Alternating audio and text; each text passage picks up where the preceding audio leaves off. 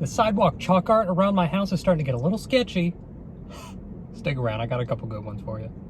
I don't know what kind of concrete mind games these 10-year-olds are playing, but I'm not having it. Don't get me wrong, there's some motivational ones in there, like Jesus loves you, or peace is love, which, no it's not. But then there's stuff like outlines of people. I'm almost done. Like when someone passes away on pavement or croaks on concrete, and then the cops that majored in art in college but didn't decide to pursue that outline their body.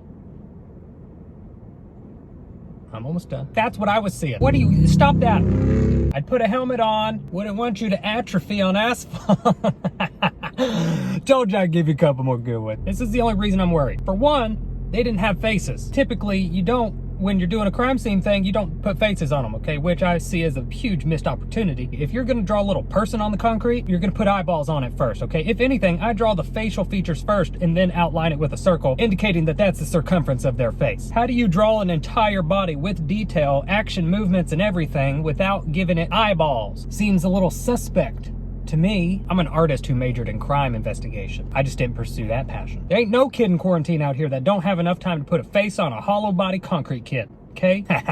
It takes literally no thought to put two eyes in a smiley face, okay? But it takes a lot of thought to leave that out. Reason number two, there were multiple people. There was a whole row of faceless family members and a cat. I had to move. My phone overheated and died. I moved so far away, I don't even remember what point I was on. I had to move again. There was traffic watching me. At some point, I walked into a chalked outline maze that I didn't even want to go into, and it was taking me into neighborhoods I didn't care to go to. I ended up like a half a mile away from my house doing hopscotch, which led me all the way back to where I started. You try to hopscotch for half a mile. Oh yeah, hollow heads. That's what we were talking about. You don't just forget to fashion faces on hollow heads, okay? They're looking right at you. Well, at that point, the whole thing's an eye. It's one big body-shaped eye. One of them had a really limp left arm, but the right arm was pretty jacked. So I'd like to know the backstory on that one. Oh my Lord, were they face down? I have solved the case. Yeah, the child drew the people face down. It's a political statement. Art. Never would have thought of that, even though I just did. In that case, he had a wimpy right arm, his left arm was jacked. It changes the whole narrative. Now explain to me why there was a drawing of a boat and then the spelling of a boat, but the T was upside down. The boat was next to the maze. Was the maze some kind of, say, Titanic ritual? I was wondering why all the numbers in hopscotch were sixes.